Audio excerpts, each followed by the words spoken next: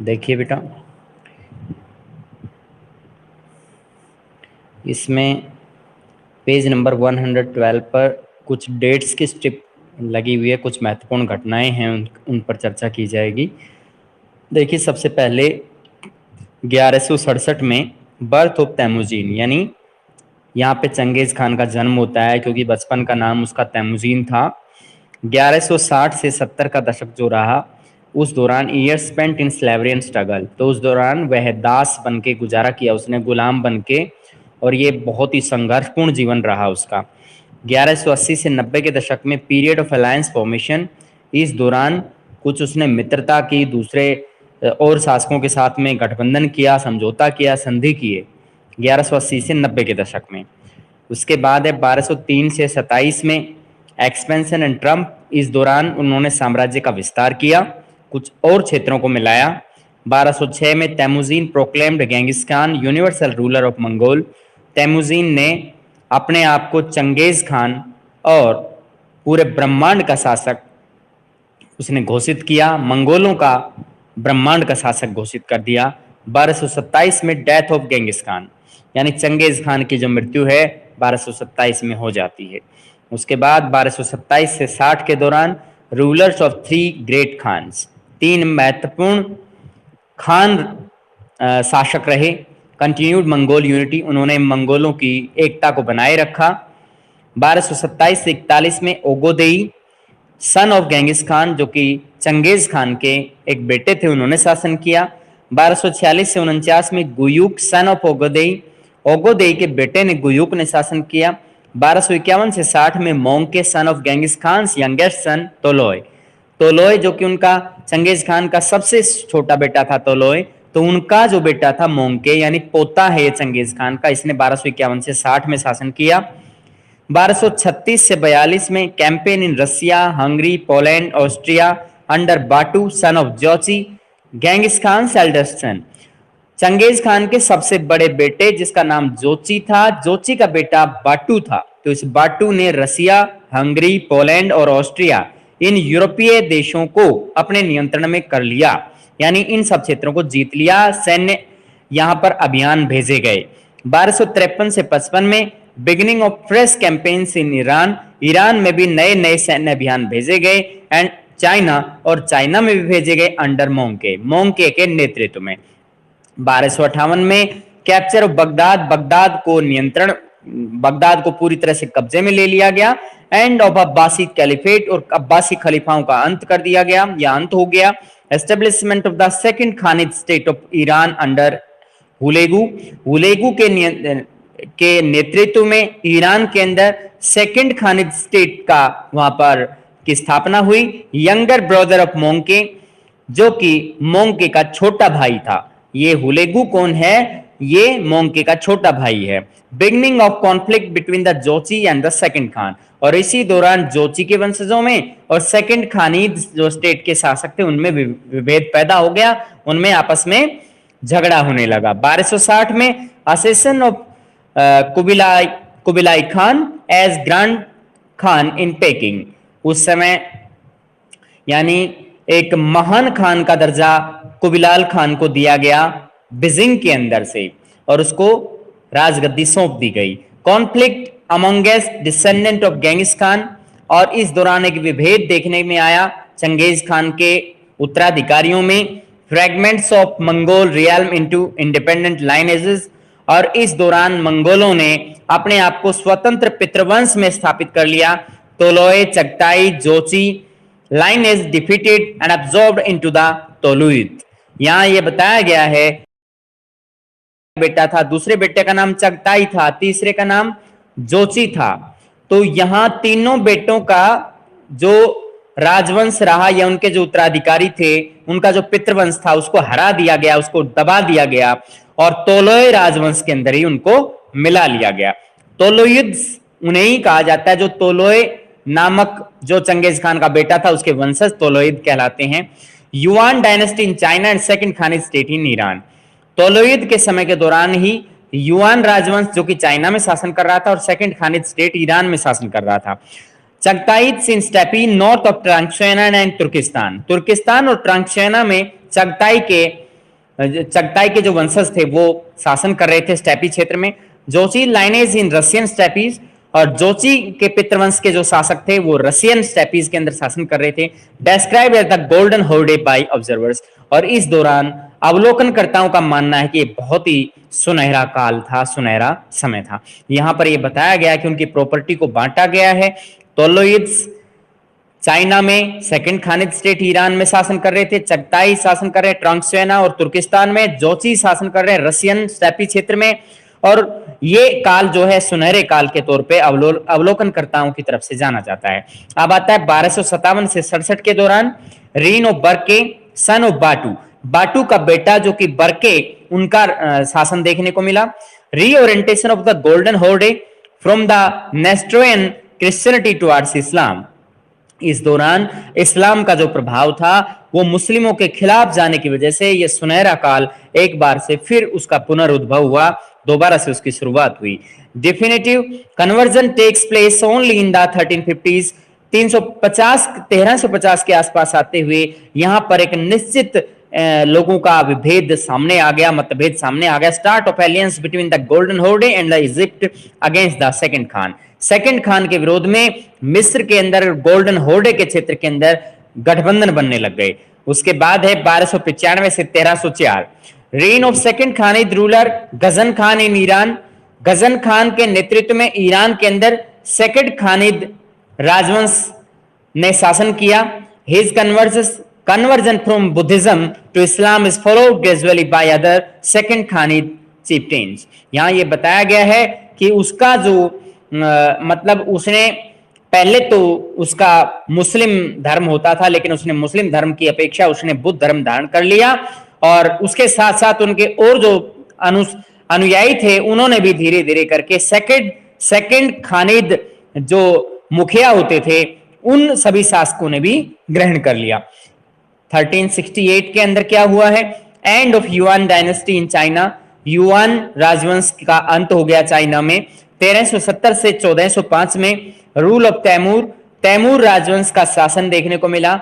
ए बारलास तुर्क who proclaimed Genghis खानिद, यानी एक ऐसा तुर्क जो कि अपने आप को चंगेज खान से जुड़ा हुआ मानता था। Descent through the lineage of Chagatai, क्योंकि वह अपने आप को चगताई के उत्तराधिकारियों में शामिल करता था। एस्टेब्लिशेस स्टेपी एम्पायर, उसने स्टेपी एम्पायर बनाया। That assimilates parts of the dominion of the Tolui excluding China, उसने चाइना को छोड़कर तोलोय के क्षेत्र में जितना भी क्षेत्र नियंत्रित था उसको उसमें शामिल कर लिया। चगताई एंड जोची प्रोक्लेम्स हिमसेल्फ गोरेजेन, यहां पर यह बताया गया है कि चगताई ने और जोची ने इन्होंने दावा किया कि वे किस तरह के शासक हैं, रॉयल सन इन लॉ, यानी वे किसके दामाद हैं, वे इसके चगताई के दामाद हैं, यानी शाही दामाद कहलाएंगे। And marries a princess of Genghis Khan lineage, और उन्होंने चंगेज खान की पितृवंश से जुड़ी हुई एक राजकुमारी से उन्होंने शादी की। 1495 से 1503 में जहीरुद्दीन बाबर, जिसका नाम हम जानते हैं कि बाबर ने हमारे यहाँ पर इंडिया में मुगलों की नींव रखी है, ये वही जहीरुद्दीन बाबर है, डिसेंडेंट ऑफ तैमूर, जो कि तैमूर का उत्तराधिकारी रहा है या उनका वंशज रहा है। And Genghis Khan succeeds to Timurids territory of the Fergana and Samarkand, और चंगेज खान के उत्तराधिकारियों में तैमूर ने फरगना और समरकंद के अंदर अपना राजवंश स्थापित किया, साम्राज्य स्थापित किया। इज एक्सपेल कैप्चर्स काबुल, और उसे वहां से भगा दिया गया और वह काबुल जाकर के वहां पर उसने शरण ली। And in 1526 seizes Delhi and Agra, उसने 1526 में दिल्ली और आगरा को अपने अंडर कंट्रोल कर लिया, आक्रमण कर दिया। Found the Mughal empire in India, और उसने भारत में मुगल साम्राज्य की नींव रख दी। 1526 में जहीरुद्दीन बाबर ने रखी है। इसके बाद 1500 ईस्वी capture of Transoxiana by Shaybani Khan, Shaybani Khan के नेतृत्व में ट्रांक्सियोना का पर कब्जा कर लिया गया। डिसेंडेंट ऑफ जोची यंगेस्ट सन सीबान, जो कि जोची के सबसे छोटे बेटे सीबान का एक वंशज था।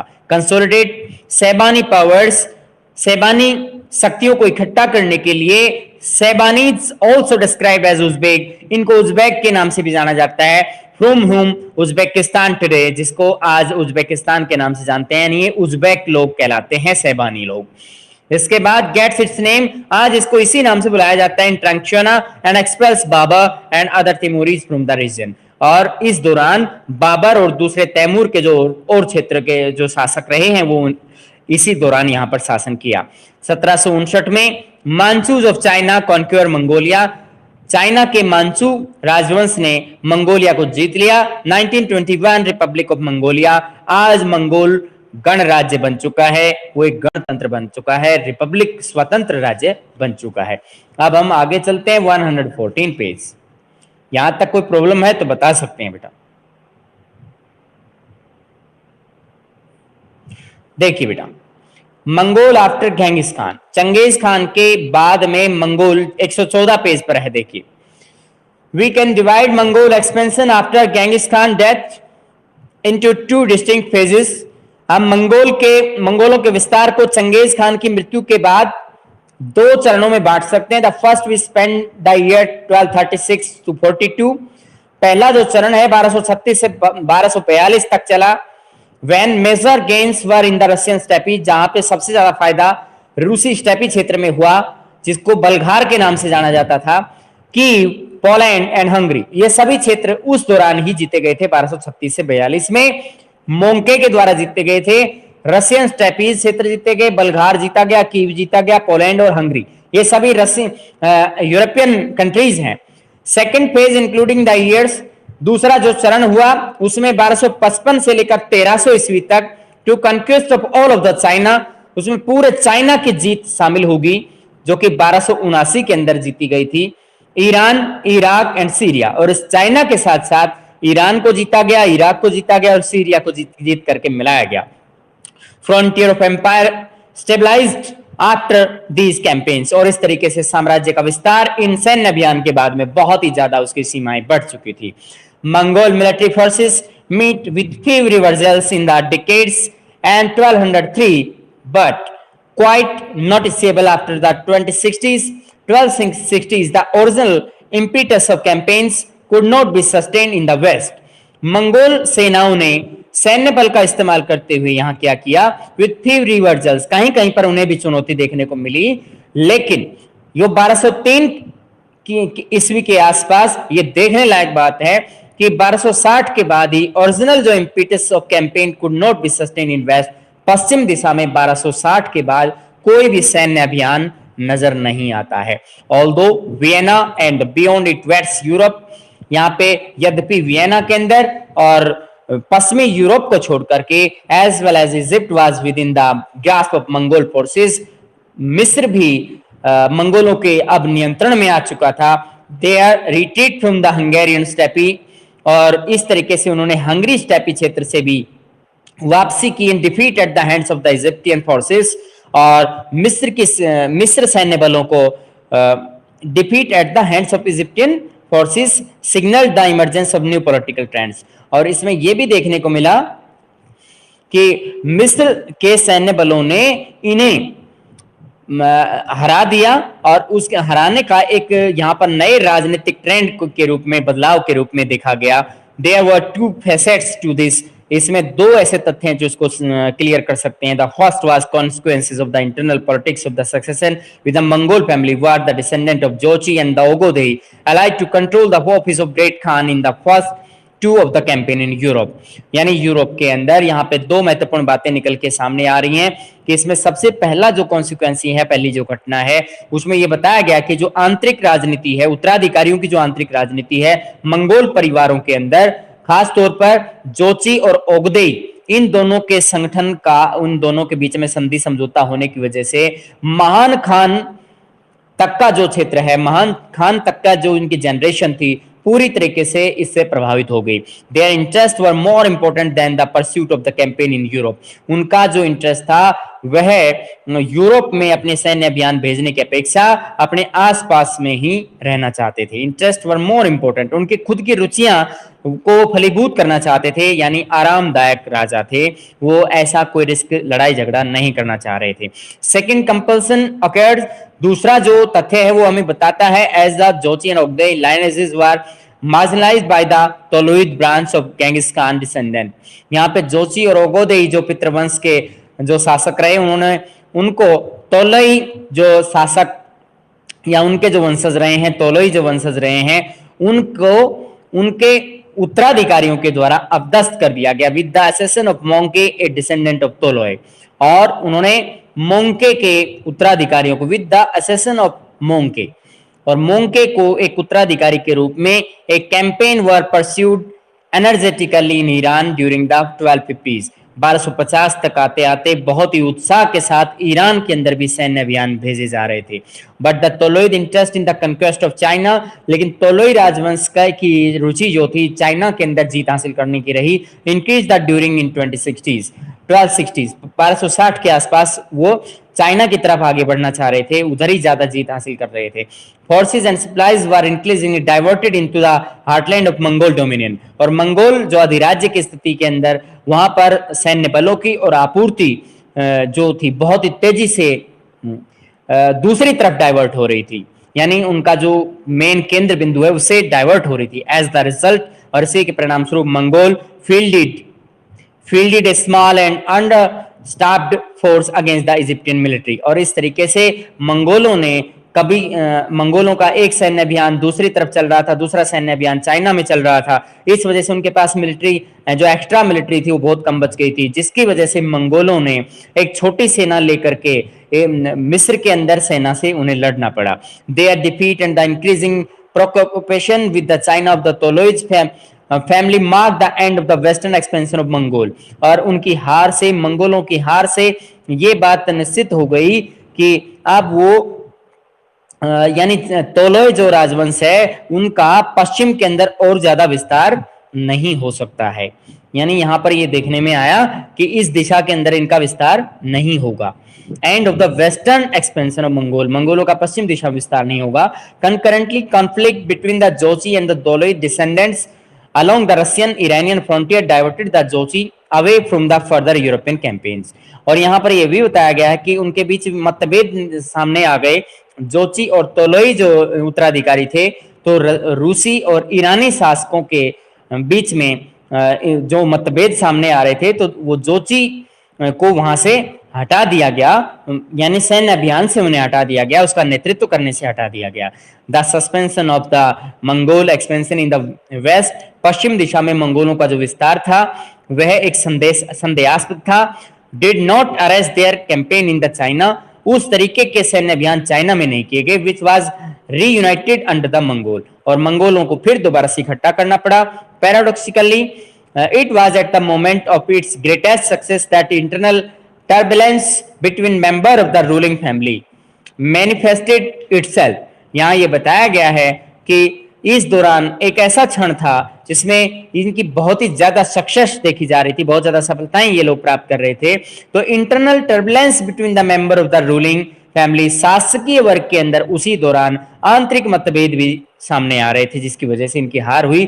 The next section discuss the factor that led the some of the greatest success of the Mongol political enterprise but also inhibited its progress. और हम यहाँ पे उन तथ्यों का, उन विवरणों पे डिस्कस करेंगे, उन कारकों पे प्रकाश डालेंगे जिसमें इन मंगोलों की महानतम जो सफलताएं इन्हें प्राप्त हुई, राजनीतिक रूप से इनका फैलाव बहुत ज्यादा होता गया, इनकी उन्नति होती गई, तो उनके पीछे क्या क्या कारण रहे।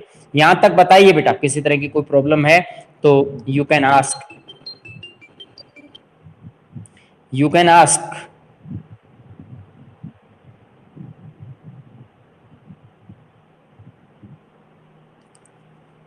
बोलिएगा बेटा।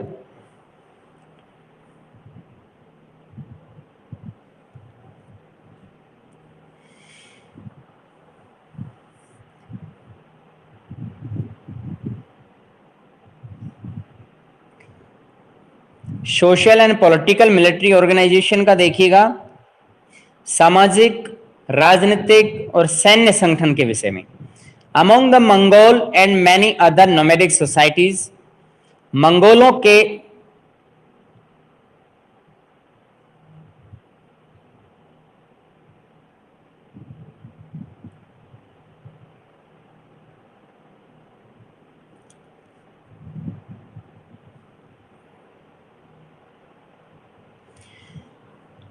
मंगोलों की राजनीतिक, सामाजिक और सैन्य संगठन के विषय में यहां पे बताया गया है। बेटा हम ऐसा करते हैं कि आप इतना यहां तक का ही से पढ़ के आए, ठीक है। कल आपका कुछ एक्स्ट्रा टाइम देंगे हम।